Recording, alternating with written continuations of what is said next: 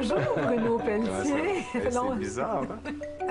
Tu as eu une période, tu as pris un congé sabbatique de plus qu'un an, toi, à un moment donné, après une période où il y a de trop, où il y en avait trop. Il y avait beaucoup. Il y avait Ouais. beaucoup. J'avais des problèmes de cordes vocales.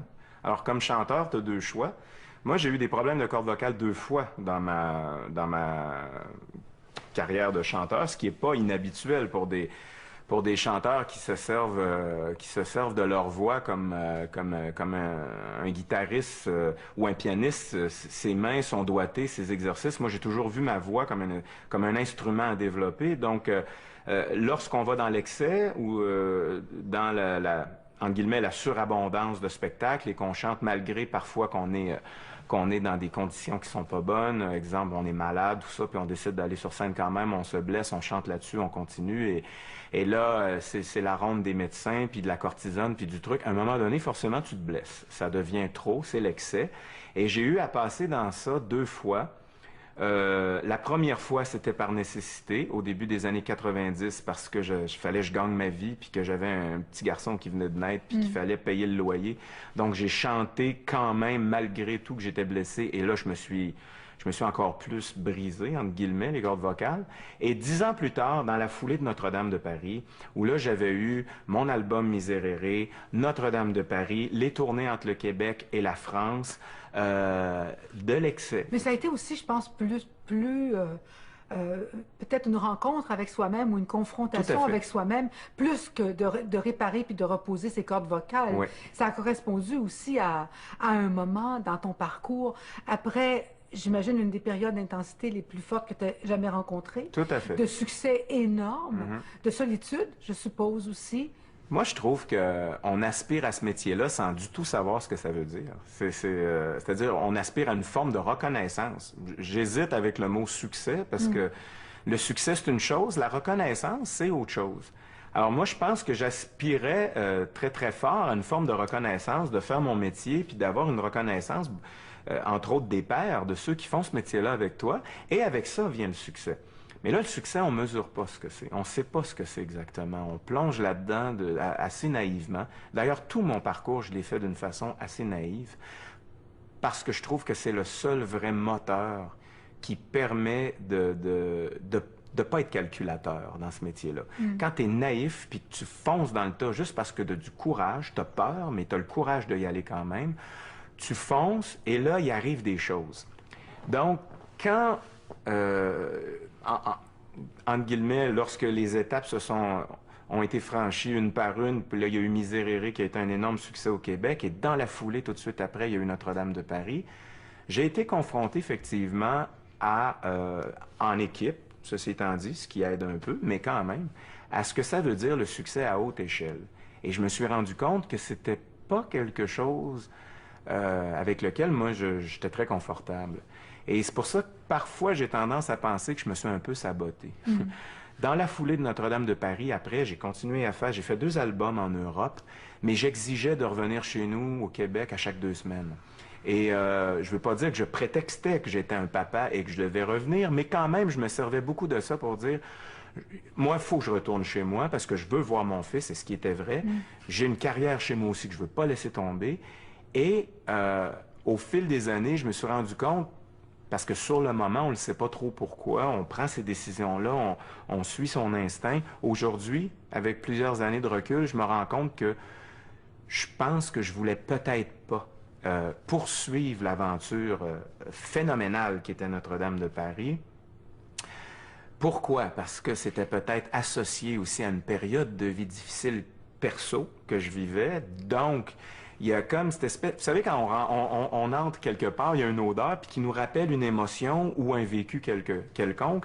C'est comme si cette période-là que je vivais en même temps que je vivais quelque chose de personnel de très difficile, ça m'a comme fait peur à un moment donné. Puis j'ai fait comme, ah, c'est ça le succès. J'ai pas le goût de plonger là-dedans 365 jours par année.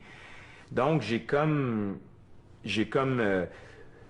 eu des exigences, j'ai fait des choix, j'ai pris des décisions, ce qui a fait que peut-être j'ai pas eu une carrière européenne comme d'autres de mes compatriotes en ont, et qui a fait qu'aujourd'hui, je regarde ça avec le recul, je sais que j'ai fait les bons choix, je n'ai absolument aucun regret. Aujourd'hui, probablement que je vivrais ça vraiment autrement. Mais ce que je vois dans ce que tu disais, c'est quand même le besoin d'avoir regardé, analysé, questionné, digéré et nommé cette expérience-là. Oui, Donc, qui a dû être extrêmement confrontante pour toi. tout à fait. D'avoir cette possibilité-là, d'avoir peut-être voulu vraiment l'apprendre, puis en même temps que quelque chose en toi a résisté, Oui, puis de toujours aussi être tout le temps positionné par les autres à partir de ça oui, aussi. oui. Parce que t'es confronté aussi à la comparaison. Oui, c'est ça. Pourquoi tu fais ces choix-là, puis pourquoi toi ça marche pas autant qu'un tel, puis tu devrais avoir tel, parce que combien de fois je me suis fait dire, tu devrais avoir une carrière autant qu'un tel ou une telle ou en Europe, puis moi j'ai aucune amertume, mais surtout aucune envie. Ça c'est très important. Mes collègues qui réussissent, je suis pas envieux, je suis admiratif. Mais ça, c'est formidable parce que j'ai reçu une forme de reconnaissance qui m'a suffi, qui me nourrit beaucoup. Alors, je suis pas envieux envers mes collègues qui font des carrières internationales. Et moi, de temps en temps, je mets le gros orteil, entre guillemets. J'y vais. On m'appelle de temps en temps pour aller faire une télé de temps en temps en France ou aller faire un projet ou quelque chose. Et ça, je trouve ça super. Mais j'ai pas l'envie de d'autres artistes que je vois qui réussissent très, très fort en Europe. Je suis admiratif d'eux. Je trouve ça formidable pour eux parce que souvent, je les regarde patauger dans tout ça. Je me dis, mon Dieu, qu'ils l'ont plus que moi. Ça a été confrontant parce que c'est comme si tu as souhaité ça toute ta vie. Puis quand tu es dedans, tu réalises que t'es pas vraiment... C'est pas là que tu es heureux. Moi, je suis heureux en arrière d'une console en studio. Je suis heureux avec une équipe de travail qui monte des plans pour une scénarisation de spectacle. Je suis heureux Je suis heureux peut-être plus dans l'ombre. Quel âge as-tu maintenant? 46. 46? Tu vois ça comment, cet âge-là, dans un parcours de vie d'artiste? Quand la quarantaine est arrivée, je me disais que j'étais comme... à la mi-chemin de ce métier-là, parce que ça fait déjà plus de 25 ans que je gagne ma vie en chantant. Quand la quarantaine est arrivée, je me suis dit, bon, comment j'ai fait ça jusqu'à maintenant, comment je veux continuer? Ben, j'ai 46 ans, puis je suis encore dans les mêmes réflexions. C'est-à-dire que, puis c'est pour ça que j'ai pris un peu, le dernier 5-6 ans a servi à la création de Dracula, comme producteur, comme artiste-interprète, comme directeur artistique, a servi aussi à aller faire un trip de jazz avec un trio de jazz. T'as eu besoin de te marginaliser un Je peu? sais pas si je suis marginalisé parce que si tu demandes aux gens qui écrivent dans les journaux plus à gauche ou eux autres, ils me trouveront jamais assez marginaux probablement. Je suis pas un excentrique non plus comme artiste. Je suis un gars bien ordinaire. Bruno, si on faisait le parcours, là, tu sais, vraiment chronologique, biographique, on va en étapes. Donc, ton enfance, ça se passe où? C'est quelle sorte d'enfance? Charlesbourg, banlieue de Québec, famille classe moyenne, la maman à la maison, le père qui travaille, une sœur, très heureux, petite vie de famille, bien smooth, bien cool. Puis l'appel de la musique s'est fait autour de 8-9 ans, où j'ai commencé à demander une batterie à mon père. Et de fil en aiguille, en fait, moi, j'étais un batteur. Je voulais jouer de la batterie, moi, dans la musique. Tant qu'à faire de la musique, je voulais jouer de la batterie. Mais de fil en aiguille, c'est le chant qui a pris Alors moi, j'ai jamais été un chanteur qui, depuis tout petit, rêvait d'être chanteur, puis d'être sur les grandes scènes du monde. J'ai jamais pensé comme ça tout le long de ma jeunesse. Et en fait, c'est quand on est arrivé dans la vingtaine, puis qu'on a commencé à avoir des premiers contrats dans les bars, où là, j'ai commencé à prendre le métier un petit peu plus sérieusement, puis à me dire, ben, je peux peut-être gagner ma vie comme chanteur, vraiment.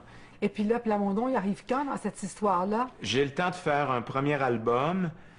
On est en 92. Luc débarque en ville avec son nouveau show, La légende de Jimmy, qui avait monté à Paris. Il veut des nouveaux interprètes. Il entend parler de Luce Dufault et de moi comme deux nouveaux qui chantent en ville, qu'on commence à voir dans des émissions de télé. Donc, je me souviendrai de ça toute ma vie. L'assistante à Luc m'appelle, je suis dans mon petit appart sur la rue Henri-Julien. On m'appelle à 9 ou 10 heures le soir. Monsieur Plamondon veut vous voir demain matin avec Henri Barras, directeur de la Place des Arts. Il voudrait vous voir dans le salon chez Luc pour une audition. On vous envoie la chanson ce soir par un courrier, puis j'ai passé la nuit là-dessus. À quoi? À répéter ça? À répéter la chanson, à me dire Luc Plamondon m'appelle. Quelle Et puis, chanson c'était? c'était un moment, c'était Mourir comme lui. Chanson assez difficile. Et c'était au piano, piano-voix, dans le salon chez Luc. Un avant-midi, 11 heures du matin, et très informel comme ça. Juste Luc, Henri Barras, moi, puis la pianiste. Et j'étais dans un état de nervosité assez extrême, c'est sûr. Puis après ça, il y a un lien d'amitié qui s'est créé avec Luc, et le reste, on a fait ensemble Starmania. Je faisais toujours en parallèle. Je faisais un album, puis là, Luc m'appelait. Je monte Starmania à Paris, est-ce que ça t'intéresse? Ah oui. Alors là, je faisais un album, j'allais faire une comédie musicale. Après ça, je revenais, je faisais mon troisième album, Miserere. Luc m'appelle pendant que Miserere décolle, bien dans les ventes et tout, ça allait bien. On prépare une tournée. Il m'appelle, il dit, je monte Notre-Dame de Paris, je veux que tu passes des auditions avec Richard Cochian. Et là, Notre-Dame de Paris est venu dans la foulée. Et Luc m'a écrit des chansons. Alors, j'ai commencé à faire... En fait, Luc, en 92, on a commencé à se côtoyer, et puis jusqu'à dans les années 2000, on a travaillé quand même assez proche ensemble sur les différents musicals que lui a fait ou des chansons pour lesquelles il m'écrivait. C'est sûr que pour moi, dans mon parcours, c'est un homme important que je respecte énormément aussi parce que c'est un homme extrêmement généreux puis très impliqué à tous les niveaux. Donc, à travers tout le côté showbiz puis star de Luc, que bien des gens aiment parler tout le temps, il y avait tout l'homme en dessous, le côté très humain, très proche de ces artistes qui est un peu comme un papa avec eux, surtout des jeunes artistes qui commencent. Et le côté aussi business, puis de voir à tous les détails dans les productions, de se mêler d'un peu de tout. Je dois dire que ça a fait un peu école pour moi quand ça a été le temps pour moi de monter mon Dracula. C'est pareil, parce que tu es j'ai vraiment fait la un même producteur. chose. Toi, tu es un producteur dans l'âme. Dans l'âme, non. Non, je pense que je suis devenu producteur, en fait, coproducteur par obligation. Ouais. Parce que Mais tu sais comment le faire, par contre. Oui, puis surtout, je trouve ça épouvantable quand je vois des artistes se faire avoir ou pas récolter ce qu'ils devraient récolter, alors que le train passe pas souvent dans ce métier-là. En plus que c'est de plus en plus difficile, on n'arrête pas de l'entendre parler, vendre des disques, faire des tournées, vendre des billets de spectacle. Le métier est devenu de plus en plus difficile. Si en plus, au moment où le train passe, l'artiste n'en bénéficie pas à sa juste valeur, je trouve ça épouvantable. Est-ce que tu as fait de l'argent? Fais-tu de l'argent? J'en ai fait beaucoup, particulièrement dans le temps de Notre-Dame de Paris. Bizarrement, pas tellement comme producteur, mais plus en tant qu'interprète dans Notre-Dame de Paris. Ça a été une manne formidable pour tous les artistes. Ça m'a permis de devenir producteur encore plus parce que là, j'avais des sous, je pouvais investir. J'ai investi aussi. J'ai monté une boîte de production pour essayer d'aider des artistes de la relève. J'ai perdu des sous, là. J'ai perdu des sous sur ma propre carrière en investissant sur des projets qui ont moins bien marché ou qui marchent bien mais que tu n'arrives pas à faire les frais. Alors, j'ai gagné et j'ai perdu. Ça fait partie de la game. J'ai eu dans ma vie l'occasion de faire des sous au moment où c'était Notre-Dame de Paris. Je le cache pas, tous les artistes en ont fait pendant ce temps-là. Après, il y a ceux qui ont envie de s'acheter 3 bateaux, 2 maisons. Moi, j'étais un gars qui a un rythme de vie très, très... socialement, je suis plutôt prude face à l'argent, mais je m'en sers pour mes productions. Dans Notre-Dame de Paris, le temps des cathédrales, c'est toi qui la chantais. Oui. La chanson... Avec Belle, ça a été les 2 gros hits. Oui, mais le temps des cathédrales, quand même, tu sais, c'était quand même beaucoup ça, là. Ça ouvrait le spectacle. Oui. Ça a été un hit énorme. On a vendu plus de 1,5 million de singles de cette chanson-là. As-tu aimé la chanter à chaque fois que tu l'as chantée? Non. Non, je vais être honnête, c'est impossible. Je pense que tous les artistes... Ce qui fait plaisir et ce qui motive à chanter encore ces chansons-là, c'est le public. Les gens, ils chantent avec toi, puis tu vois le bonheur. Maintenant, ça serait très malhonnête pour n'importe quel artiste qui chante une chanson plus de 1000 fois de dire qu'à tous les soirs, il est dans l'émotion extrême en la faisant. C'est très, très hypocrite de dire ça, parce qu'il y a des soirs tu files pas, puis il y a des soirs tu fais la note aussi, parce qu'il y a des grosses notes à aller chercher, tu dis « Ah non, j'ai la voix dans le derrière, à ce soir, je serais pas capable. » Et là, des fois, tu t'en veux presque d'avoir cette chanson-là à chanter, mais tout change au moment où tu es avec le public et que là, eux chantent avec toi, t'aident ou t'applaudissent tellement après que là, ça vient tout repositionner la chose, c'est tout. Toi, tu as vraiment des fans, tu as un fan club, tu t'en sers, il est actif. Non, il n'y a peut-être pas une relation assez étroite, réelle et J'ai eu- activée avec tes fans. il y a quelque chose de fascinant qui s'est passé avec Dracula à Lyon. On est allé jouer à Lyon. Il y a 85 pays, des fans de 85 pays qui se sont rassemblés le même soir, qui s'étaient achetés des billets pour être ensemble le même soir et qui ont demandé pour une rencontre après le show. Avec toi, là, avec moi. des fans à toi, À moi, dans à moi. 85 pays. Oui. Tu as des fans dans 85 pays. Oui, mais j'en ai pas comme des milliers. J'en ai quelques-uns, mais ça vient tout de Notre-Dame, ça. Soyez conscients que c'est pas, c'est vraiment, c'est le poste Notre-Dame qui a créé tout ça. Ça nous dépasse complètement. Entre autres, en Russie puis en Ukraine, c'est très, très fort. Et je suis allé les rencontrer après le spectacle et ça a été un moment, pour moi, je vais me souvenir toute ma vie parce que, écoute, c'est difficile à exprimer et à imaginer tu jases avec des gens qui ont des interprètes qui te font savoir à quel point ils te connaissent de A à Z, là, ils te connaissent quasiment mieux que toi. Tu as joué dans Omerta. Oui. Je pense pas que tu as joué beaucoup plus que ça. Non, j'ai joué sur scène après des rôles, mais j'aurais aimé jouer plus. D'ailleurs, j'aimerais encore jouer. Es-tu bon? Quand j'ai re-regardé Omerta dernièrement, je me suis trouvé pourri. À l'époque, le monde disait que c'était bien. Mais il y a aussi, il faut que j'ai re-regardé la série et j'ai fait comme, OK, dans le contexte de l'époque, et même les autres, comment je jouais à l'époque, comment c'était filmé, comment c'était joué à l'époque, c'était pas si mal. Mais tes ambitions sont où en ce moment? Tes désirs, tes ambitions? T'es très carrière, t'es plus dans la vie privée. T'es où, toi, en ce moment? Ah, en ce moment, je suis... Hey, c'est une bonne question. Écoute, là, je sors de mon trip de jazz avec enfin l'envie de retourner vers un album de Bruno Pelletier normal et de continuer à chanter, mais d'avoir aussi une carrière parallèle de... J'appelle ça de capitaine de bateau. Oui. C'est l'espèce de avoir des idées, monter des projets, les mettre sur papier, trouver le financement, puis là, de mettre une équipe autour d'une table, puis là, de foncer dans le tas. Ça, c'est quelque chose qui me branche vraiment beaucoup. Fait que t'es là.